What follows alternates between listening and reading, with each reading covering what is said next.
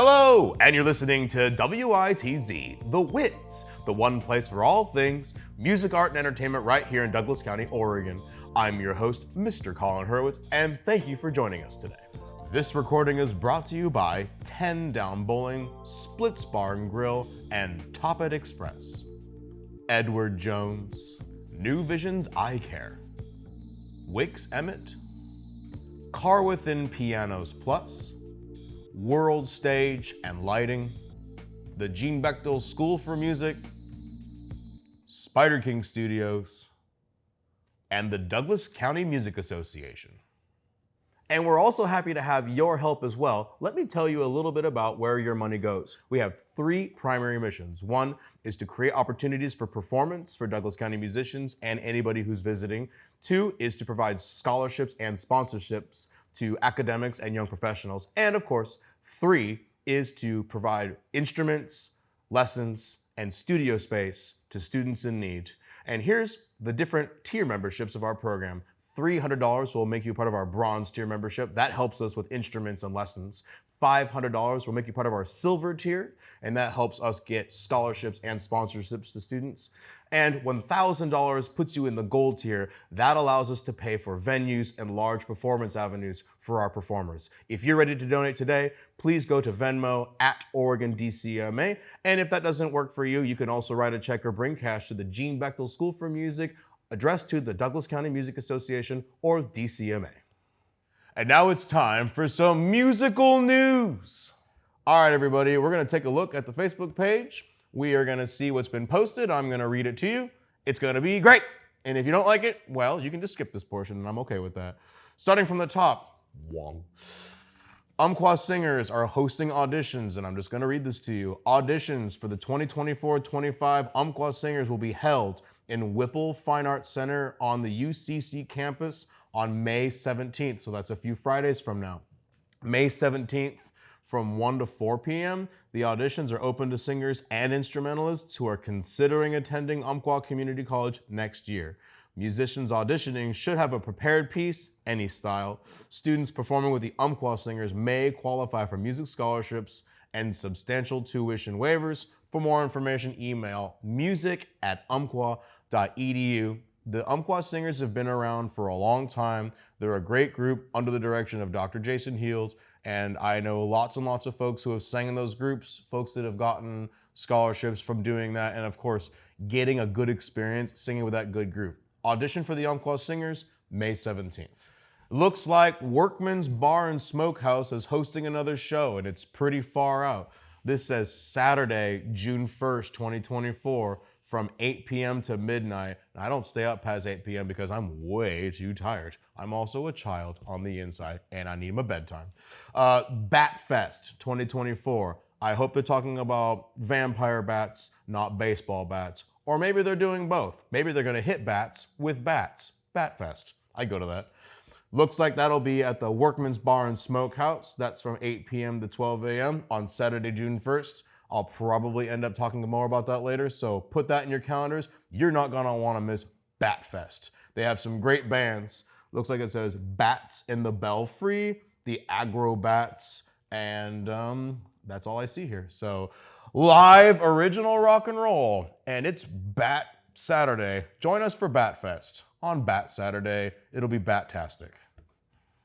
I wanna congratulate Taylor for conducting this orchestra I'm seeing here, this video. I'll read this to you. It says, introducing our new post segment spotlighting our incredible staff and students, the Gene Bechtel School for Music. Looks like our staff member Taylor, who has just joined our team. We got a lot of Taylors in this town. I don't know where you all come from. Are you all Swifties? You better not. Well, I don't care. It's fine. You do whatever you want. But it looks like Taylor here is also conducting the Umpqua Valley Symphony Orchestra, which is just fantastic. And of course, Taylor also works at the Montessori School as one of their after-school choir and band teachers. So good job, Taylor. Thanks for being you. You're a nice person. This Saturday, that's this Saturday, and I'm forgetting the date right this second. This Saturday at 1 p.m., Widespread Haze. And I've got to say it that way. They'll be live at the Russell Prairie Rock Vineyard, and I've been to Russell, and Russell is spelled R-E-U-S-T-L-E, by the way. It's almost like they were trying to spell castle but fell on their face and got the first part wrong. And then they made up the difference at the end. So Widespread Haze, it says May the 4th, this Saturday. May the 4th is on a Saturday. Now I can't dress up as a Star Wars character at school now. Dang it. Usually May 4th is during the weekend. May the 4th be with you if Yoda had a lisp. Right, guys? Widespread Haze is live at Russell Prairie Rock Vineyard. May 4th, Saturday from 1 p.m. to 4 p.m., so not past midnight, so I might actually go to this one. You want to check out this Saturday, Widespread Haze at Russell Prairie Rock Vineyard. You're not going to want to miss this. It's going to be great. Up next, something you really want to pay attention to if you like to act. UACT audition announcement. This has actually been up for weeks, but the deadline's coming up, so I thought I'd just put it out there now. We are so excited to announce auditions for UACT's summer musical, Charlie and the Chocolate Factory. The world-famous Willy Wonka is opening the gates to his mysterious factory, but only to a lucky few. Young Charlie Bucket and 4 other golden ticket winners will embark on a life-changing journey through Wonka's world of pure imagination, including chocolate waterfalls, nutty squirrels, and the Great Glass Elevator, all to be revealed by Wonka's army of curious Oompa Loompas. I forgot what they look like. I think they're little and orange, but I don't remember. This is the Charlie and Chocolate Factory auditions. This is this weekend, so it's not just Saturday. It's actually both Saturday and Sunday at 6 p.m. So if you can't go Saturday, well, you got one more chance. That's also at Jacoby Auditorium at UCC, and they're actually looking for a certain age group. It looks like they're looking for performers 10 and up. So if you have any littles that like to act, you're gonna have to wait for a different show. My guess is they're looking for someone to play Charlie, and I think he's probably about 10, 11, or 12. So if you're a young gentleman out there and you watch the show, first of all, how did you find us? I'm curious. And second of all, why are you watching this? Go watch cartoons. But if you are 10 and up and you want to audition for the UACT musical, that's this weekend, and be there at 6 p.m. Have a song prepared, less than a minute, please. So don't prepare all of Mozart's Requiem, okay? They're not going to have time for that. Just 60 seconds, you know, whatever your favorite song is, demonstrate the highest quality of your voice, and get involved. For more information, you can go to the website at www.uact-theatre, that's Theatre, theatre. People spell it both ways. Or you can also call 541-673-2125. That's 541-673-2125. Hope to see you there. And that's all that we have for musical news. So check all that stuff out and can't wait to hear what you think about it. So thanks, and I'll see you soon. Hey everybody, how's it going? It's yours truly, Mr. Colin Hurwitz, with an important announcement. Now, you've probably seen my bit where I'm wearing a beautiful tie. Might add, it is a lovely tie. And I was talking about Venmo. I even do this thing with my hands. He's getting away from me. Come back. My Venmo thing got away from me. So we'll have to get a lasso and get that back. But I actually wanted to kind of have a serious heart-to-heart with the audience who watches this show, and just want to give you a bit of an update on what's going on. So I did a State of the Union a few months ago, I think, and talked about generally the state of the nonprofit and the things that we're doing and how well we're doing. And it's true, we're still doing well. Let me be clear, we're still receiving donations from our sponsors who were just previously mentioned. We also get a lot of good work from those sponsors too, even if they don't always pay monetarily, they help us out with all kinds of stuff. People and families are still donating instruments. For example, I just received a flute from a family the other day. Somebody just got me a 12-string guitar they found at a yard sale they're gonna bring me. And we also just got some new trumpets and stuff. So looking for people to get these instruments too is also half the battle. We also still have received applications for scholarships. I haven't gotten to all of them yet. We've only received a few, but most people are requesting only like 100, 200 bucks for lessons. That seems to be what most people are looking for with scholarships. But let's be honest. I think you and I both know that the show that we're making, this WITZ show, it costs us money. It costs money to have our film team on set. It costs money to have videos edited. And you're probably wondering, you're probably asking, wait a minute, don't you do this all by yourself? Sir, ma'am, if I did everything by myself, I don't think I would be alive right now, to be quite honest. I cannot get the camera up, get it on my face, edit all my own stuff, and teach class at UCRES. I just don't see it happening. And I know there's talented people out there that have the time and have the energy. I don't, just to be honest. So It costs money to make the show. It costs money to rent my studio for lessons. And largely families and individuals and businesses who make their donations, that covers a lot of it. And I have been giving the Venmo QR code episode after episode almost for a whole year now. And don't forget the 34 episodes we did last year that also cost money. So this is from me to you, the audience. Please, I'm begging you, from the bottom of my soul, if this show is giving you any good feelings, if it is your cup of tea, if it is the thing you're looking for, if you feel like our show has validity, I implore you, please go to Venmo and donate anything. And I do mean anything. I checked the Venmo account recently. We're still at 0 on Venmo. Most people will give me cash or a check, but the only way that I see my audience being able to donate immediately, a quick and easy fix, is through Venmo. That seems to be our only mechanism so far.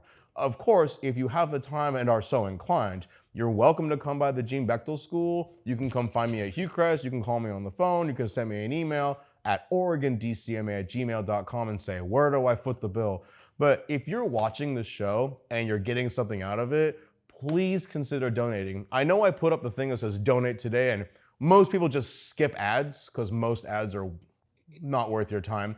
This is not an advertisement. This is me telling you it's really important that you give, and it doesn't have to be much. Some people get so overwhelmed, and I get this a lot. They go, sir, you want me to give $100, $200? No. Start with 1, 5, 10 if you're lucky.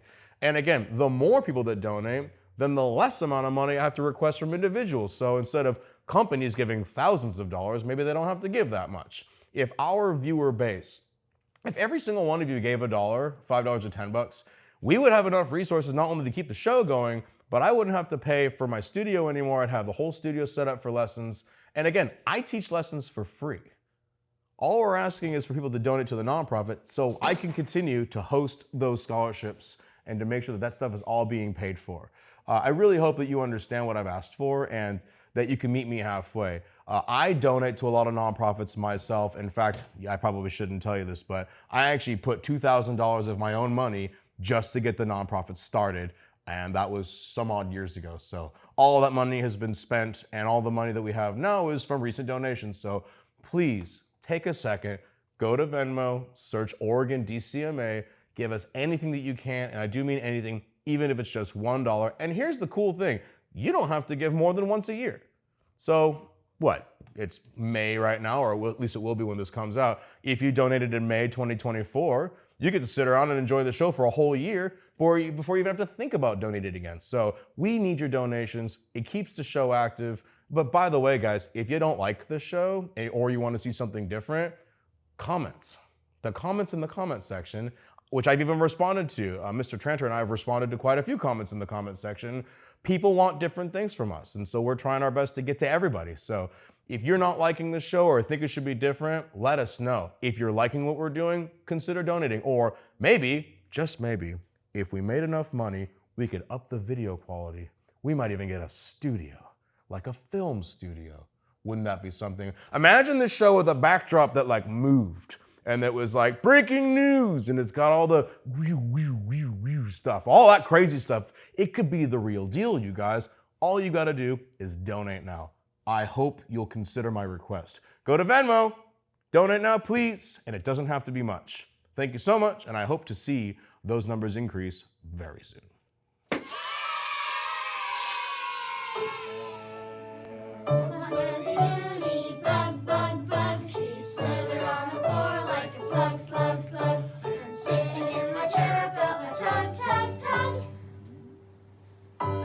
Looked right down and saw a uni bug.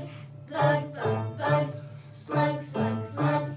Tug, tug, tug. Bug! There once was a Hema, pie, pie, pie. She slept on the floor all the time.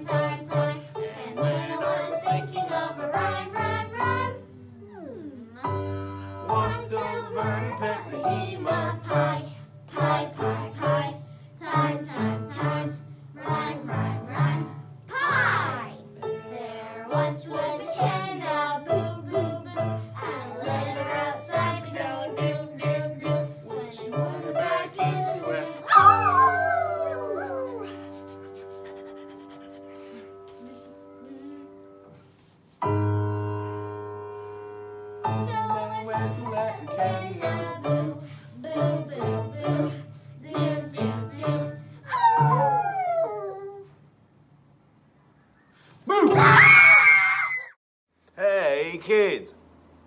That's right. Hey, kids.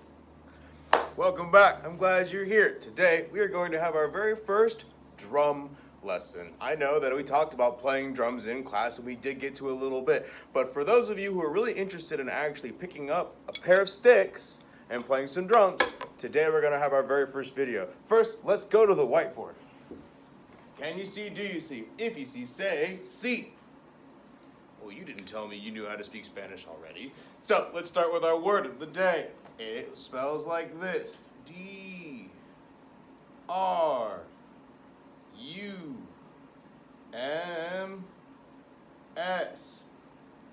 What's that word? Drums. That's right. Now, think to yourself for just a few minutes. How many different types of drums do you think there are? If you said one or two, really, 2 drums for the whole planet? There are hundreds of drums, but the good news is we can play most drums the same way. They just make different sounds. Today, we'll get to make our first sounds using drums. I hope you're excited. Welcome back. That's right, we're doing drums today. Now, we talked just a little bit ago. I asked you a question. I asked you how many different types of drums do you think there were? And you guessed 2. And I told you, you were so wrong. There's so many drums. Let's just start with a short list of all the different drums there are. Outstanding. So we'll spell some words together. Here is one of my favorite drums. B-A-S.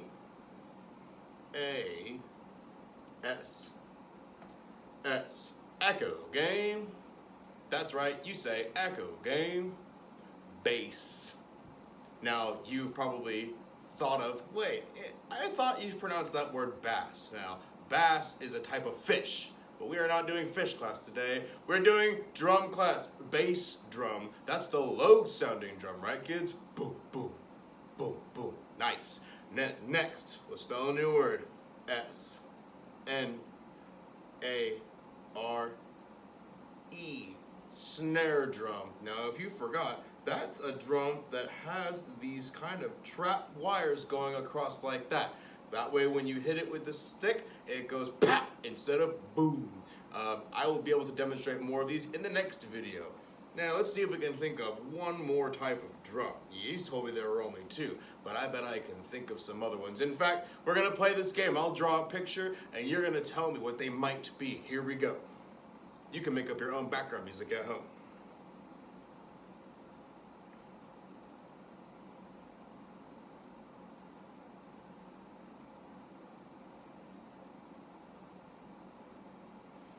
What are those?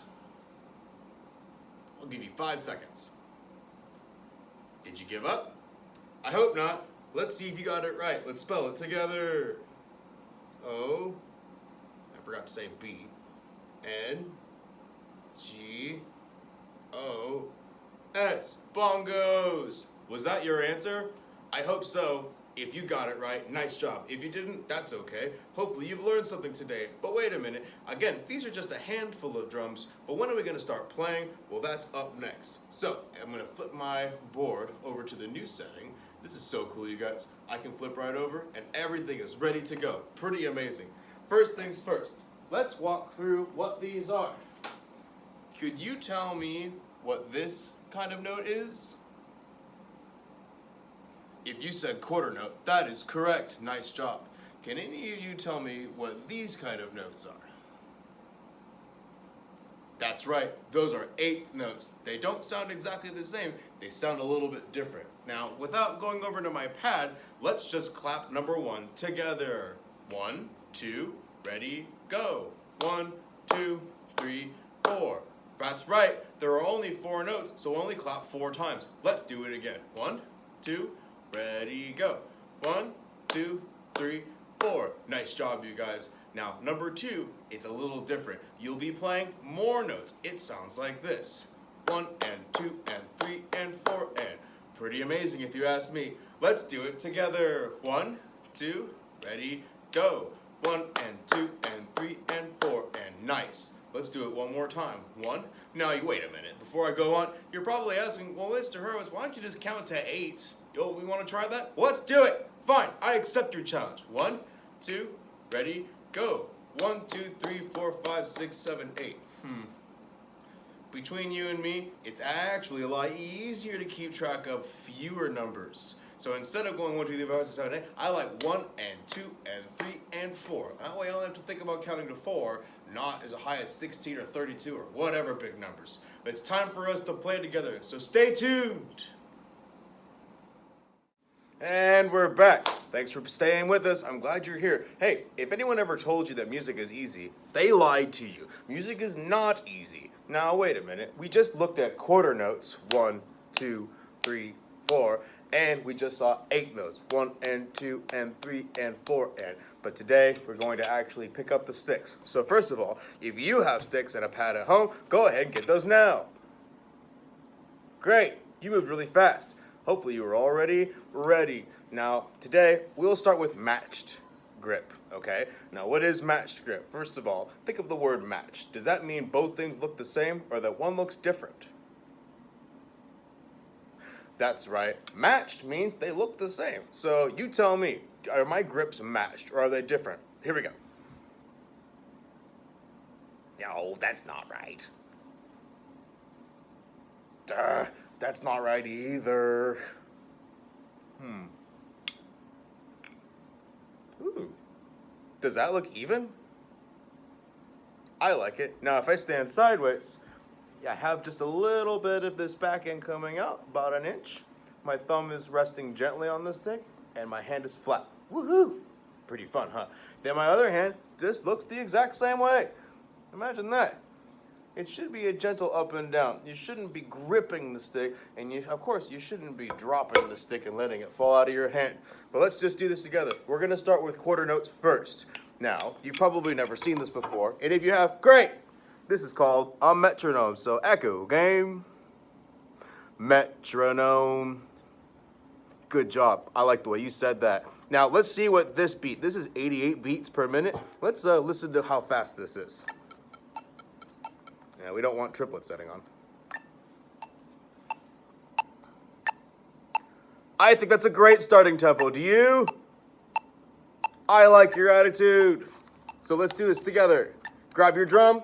Now, if you don't have a drum or a pad or sticks, you can just use your hands. Who knew that you could just use your hands to play drums? I wish there was a type of drum that you could just use with your hands. I guess we'll have to figure that out later. Let's start together. We're gonna start with our right hand. This is our right hand. Again, if you're facing this way, if you're facing the same way I'm facing, this is your right hand. But when I'm facing towards you, it looks like my left hand. But it's my right hand first. 2, right hand, ready, go.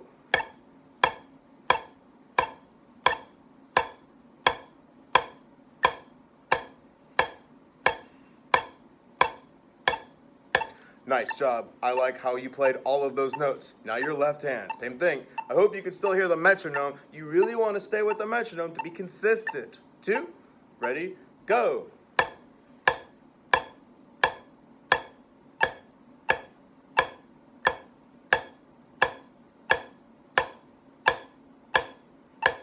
Nice job. I hope you were able to stay with me. Should we go a little bit faster? All right, let's do it. All right, let's do it. So instead of 88, we're gonna go to 112. Is that faster or slower, kids? That's right, it's faster.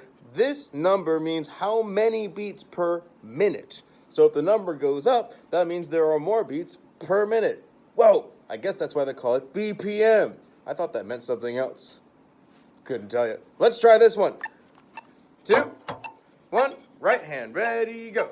1, 2, 3, 4, 1, 2, 3, 4, 1, 2, 3, 4, 1, 2, ready, switch. 1, 2, 3, 4, 1, 2, 3, 4, 1, 2, 3, 4, 1, 2, ready, and stop. Nice job, you guys. Now, I have a challenge. We're gonna keep this tempo, but we're actually gonna go back and forth. It looks like this. Right, left, right, left. Let's try it together. 1, 2, 1, 2, ready, go. Right, left, right, left, right, left, right, left, right, left, right, left, right, left, right, left. Nice. Now we're gonna try using our left hand. We're gonna start with our left hand. 1, 2, ready, go. Left, right, left, right, left, right, left, right, left, right, left, right, left, right, left. Nice. So let's slow the tempo back down because we have to try 8 notes now.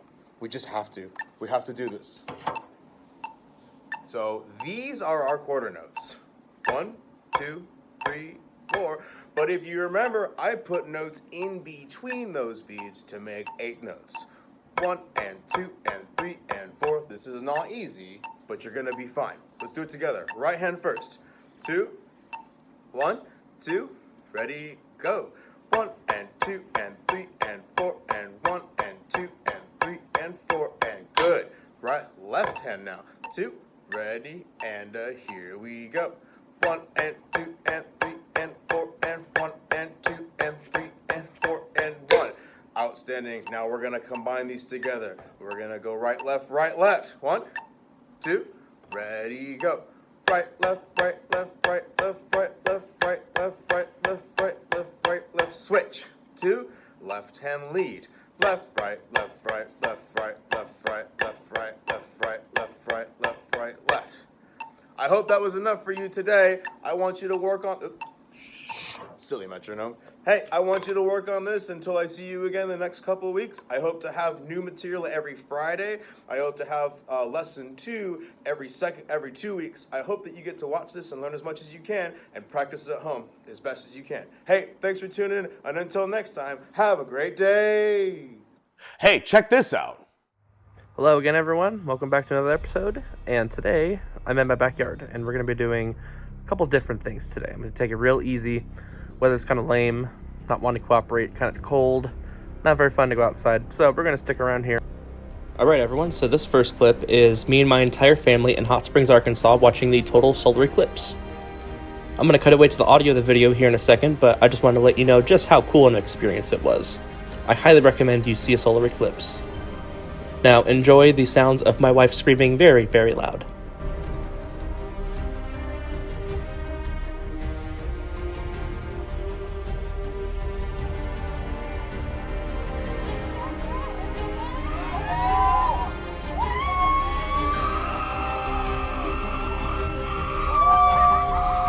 There we go!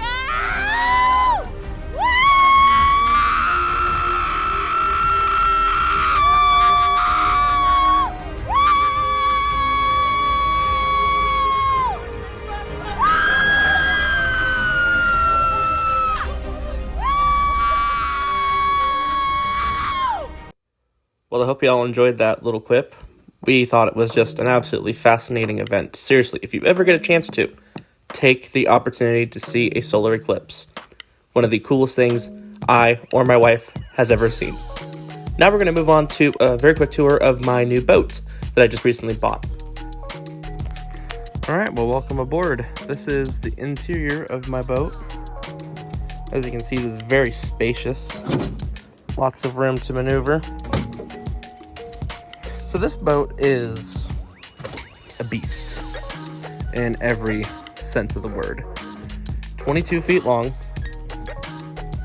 4 seats in the front, big, meaty anchor. And honestly, I could probably fit 10 more people in here if I wanted to. It's got a low-rance fish finder with a navionics chip, allowing me to safely navigate coastal inlets. And yeah, this is my new boat. So from here on out, a lot of the adventures that I will be filming and going on will be out of this boat right here. Thank you again for joining me. I know we didn't do much today. I'm hoping in the next adventure we will do something a little more fishy and outdoorsy. So thank you, and I'll see you in the next one. And now our feature presentation. I have here with me Ripples of Grace, the Journal of Grace Visher, written by Katherine Visher Newman. You can't just go floating through this life without some sort of a contribution to that world in which you live in. You don't have to make a great big splash, but you like to feel that you've made a little ripple somewhere along the way. Robert Visher, Mayor of Holland, Michigan, Grace's great-grandson.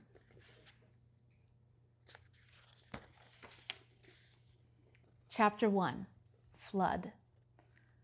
Haysha, wake up. Haysha, Haysha! I rolled over and squinted at the lantern my brother carried.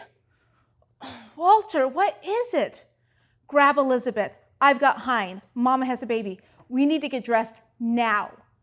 The urgency in his voice broke through my sleepy fog, and I sprang out of bed. I quickly threw my blue dress over my nightclothes and did the same for my 3-year-old sister, who just sat up and rubbed her eyes. What's going on? Elizabeth questioned as I pulled on my thick woolen stockings and then started on hers. I don't know, I replied honestly. My 5-year-old brain couldn't imagine a reason for what was happening. By the time I stood Elizabeth up and took her hand, Papa appeared, his arm full of quilts. Good, I knew I could count on you. Now let's go. Papa turned and we followed, running to keep time with his 7-league strides. We paused at the threshold to slip on our wooden clogs, throw cloaks over our heads as protection from the rain and strong wind, and then Papa scooped us up and put us in the waiting wagon. Mama sat on the buckboard with baby William, while Walter and Hein were already in the wagon bed. Papa shook the reins and the horses carried us away from our home.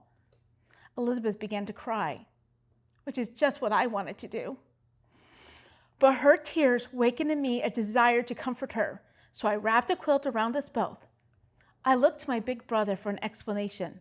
At 8, he was already my rock, my guide, and I trusted him entirely. It's been raining hard for days, and the canals just keep rising. The storm is worse now, and Papa received news that dikes had breached in several places, Walter explained. Flood, the fear of every Dutch child. The dim light of the rising sun behind the clouds allowed me to just make out through the rain the perfectly flat landscape in every direction.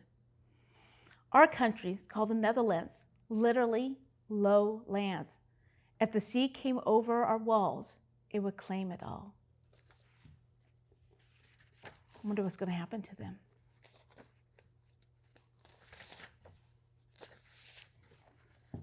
We're going to pick up again when they're in a totally different place. Now they've just landed in America. I've never ridden a train. Is it dangerous? Marge asked Everett. He shrugged his shoulders. None of us have. One of our group spoke English, and we elected him to put the question to the station master.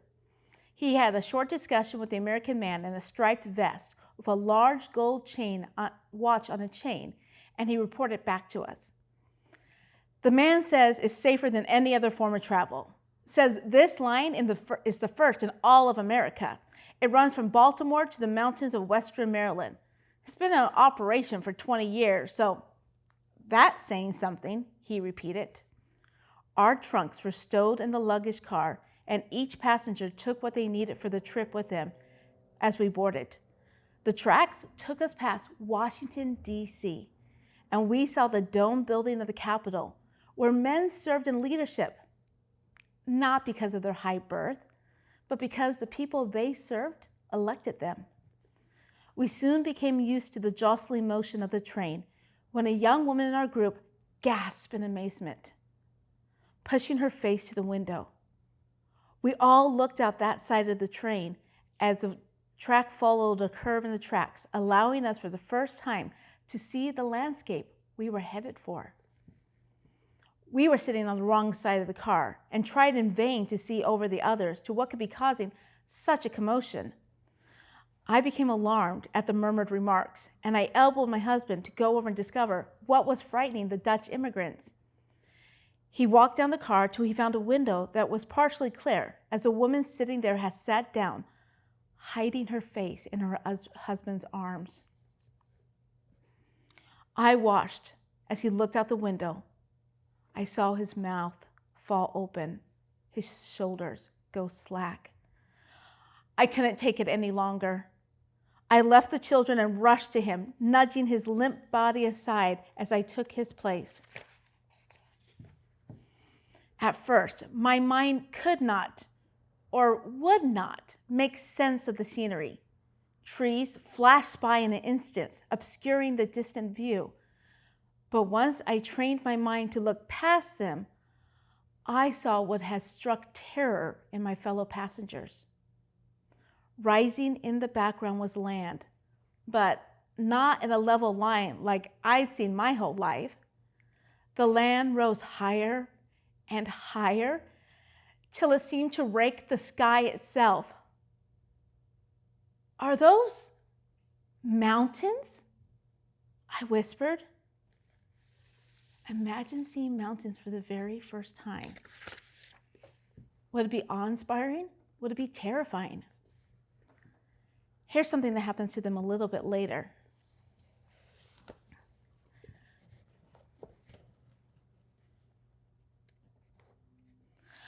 I see them, Elizabeth yelled from her vantage point on a hill overlooking the wide mouth of the river, her frame outlined by the morning sun.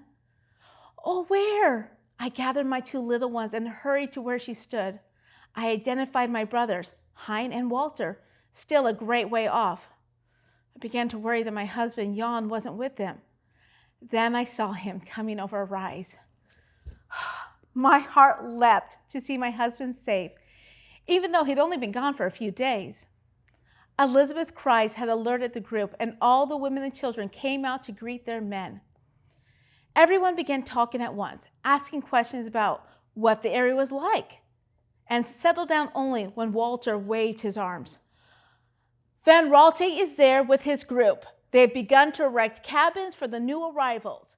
He was able to secure a huge box of land at a discount price, 75 cents an acre. Oh, that's half what we were expecting to pay, Jan added excitedly. Well, how far away is it? My friend Ermina asked. We were just the same age and had become close on this travel. Another man answered, we'll follow the coast for about 3 hours and we'll come to the mouth of a river. Then we'll follow that inland. It won't take very long. The Indian village is along the lake, and they've graciously invited us to stay while we build our homes. Some people murmured at that. It seemed I was not the only one nervous about being neighbors with Indians.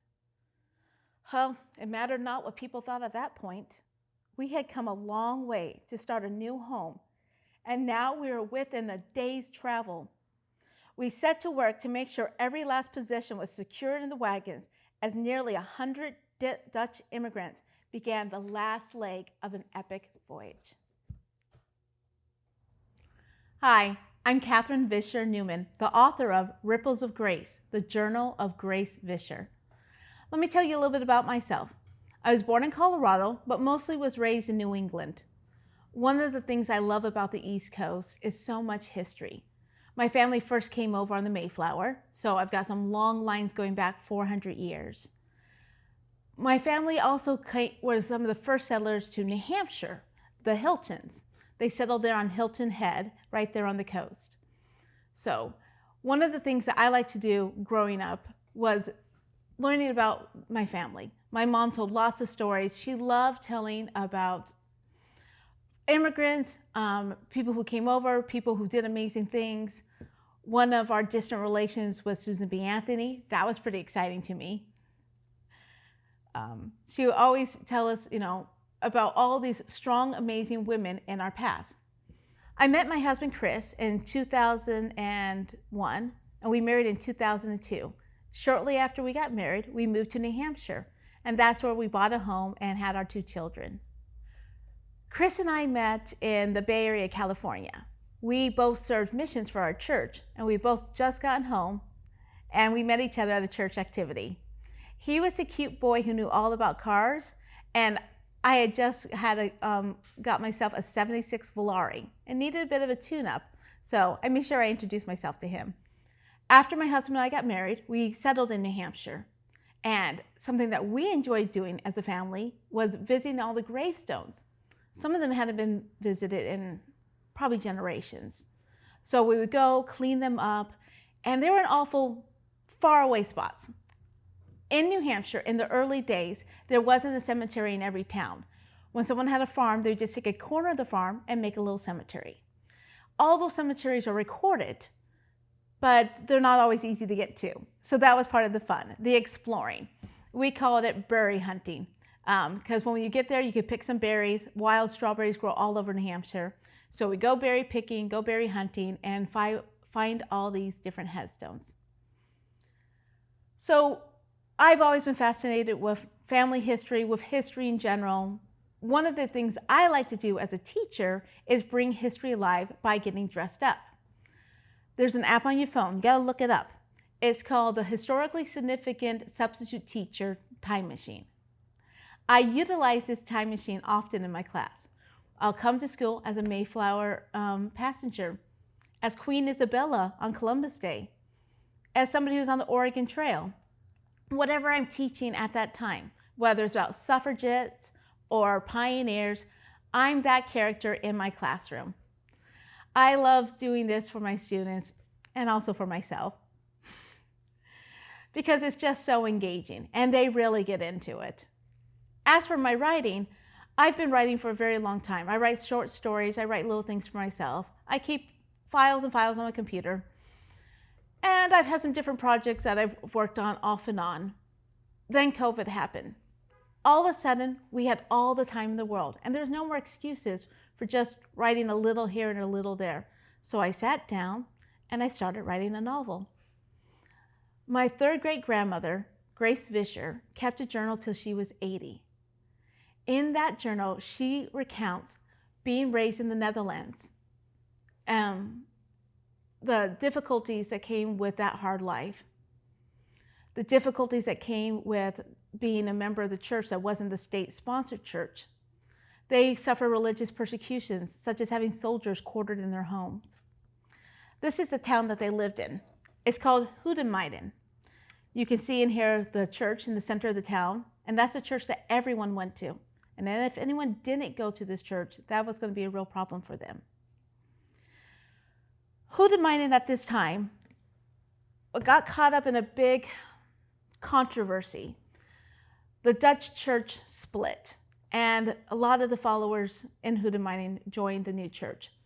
Not having a church of their own, they met in Grace's grandmother's barn. That is until soldiers came. So years of persecution, years of dealing with that got to be too much for the group. So under the leadership of Van Raalte, Reverend Van Raalte was over their congregation, and he served in other towns. He told anybody who wanted to be able to worship freely, follow me, and we're going to go to America. And that's just what they did. They loaded up on 3 ships. They sailed to New York City, Baltimore, and New Orleans. My family and their trip came to Baltimore. They took the train across till they got to the Cumberland Gap. They then got onto the Ohio River and sailed to St. Louis. From there, they had to decide where they were going to go. There was Dutch colonies in Iowa, Michigan, and Wisconsin. To find out exactly where they went, I'll have you read some more. Just kidding, I'll tell you. They settled a town called Holland, Michigan. That town today is a thriving city. One of the amazing things that they did right in the early days was to start a college, Hope College, which continues today. All of Grace's children went to Hope College. Her son, William, was a young man just as the Civil War broke out, and he served. Throughout the years of the colony, Grace's family was an integral part. And Grace kept all the doings. One of the things that Grace did was kept a record of the small happenings and the large happenings in their town and in America. As you read her journal, you're able to follow what it'd be like for a woman in the 1800s. In the story that I've written from that, I've taken all the different excerpts that she had and other primary sources and woven it together into a tale, a novel that appeals to many people. She suffered from anxiety, frustration, fear, just as we do today. But she also had hope, fortitude, faith, and family, things that we take comfort in as well. I'm Katherine Visher Newman, and this is Ripples of Grace, the journal of Grace Visher, and it's available right now on Amazon. The link is down below. One more thing I want to let you know is that I'm going to have a book signing It'll be at Wild Way Books on Saturday, April 27th from 2 o'clock to 4 o'clock. I really hope to see you there. Come visit me, pick up a copy. I'm going to have some for sale, and I'll sign it just for you. See you at Wild Way Books. Bye, guys. And now I'm at my wit's end. Well, the people have spoken, and you seem to like this so much last time that I'm gonna do it again. So here we go. You guys, I'm at my wit's end. Well, actually, I'm gonna say positive stuff first because, I don't wanna just yell at the camera, even though I enjoy it and it's fun for me. But let's start with some positive stuff. The food scene in Roseburg is not bad. That's right, I said it. The Roseburg food scene is pretty good. I actually am quite impressed with the level of food diversity we have in our area. And you know what? Just for fun, let me go through all my favorite restaurants. And I eat out a lot, I'm sure you can tell. One of my favorite places right now is King's Pho and Sushi, which I literally went there before I did the shoot because I love pho and the fact that Roseburg has pho, finally. And the thing is, I went to California and I tried their pho, just a random pho spot. And I'm not saying California has to have good pho. I'm just letting you know that the pho that we have in Roseburg is spectacular. Like, it's really good. Because when I had the pho in California, it made me miss the Roseburg's pho. So check out King's Pho and Sushi. And I'm not being paid to say that. I'm just a fan. Also, consider our basics that have been around forever, like Chen's Family Diner, Cheese. We had some old restaurants here a long time ago, and I'm forgetting their names all of a sudden, but everything's been kind of moving around. But I know Cheese has been there for a long time, or at least moved locations, and its food's pretty decent. Chen's used to be something called China Palace, which I grew up with.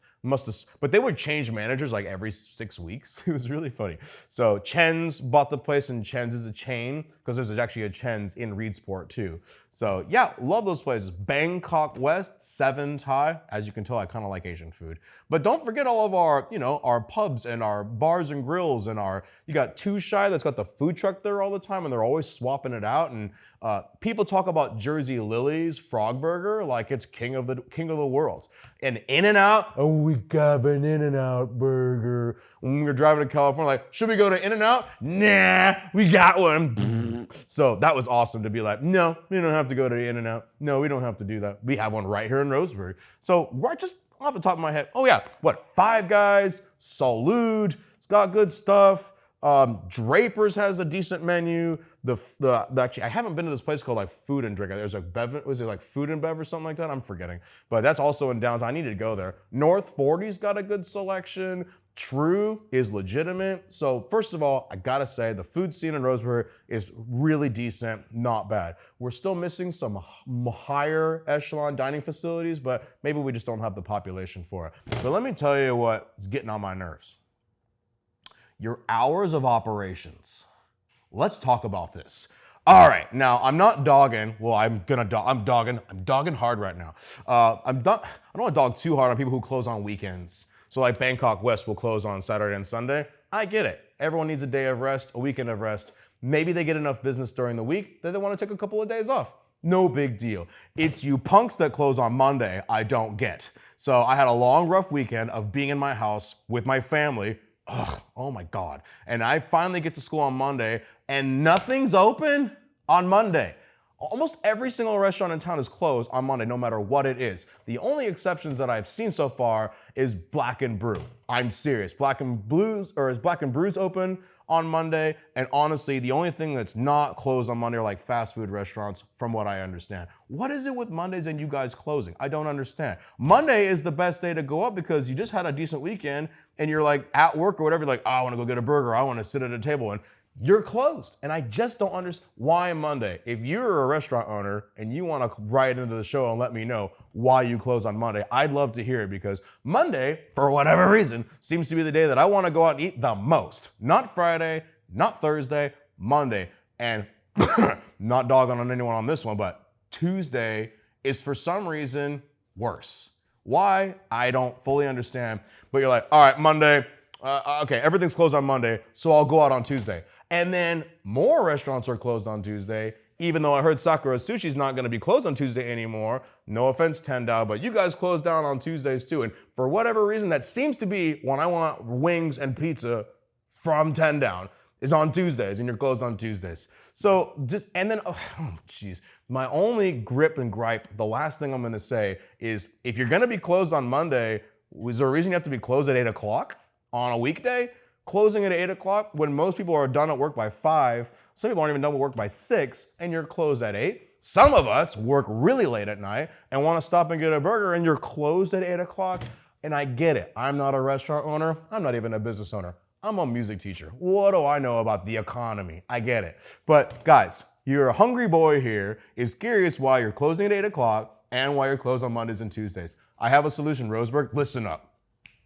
Y'all need to eat more food. I'm serious.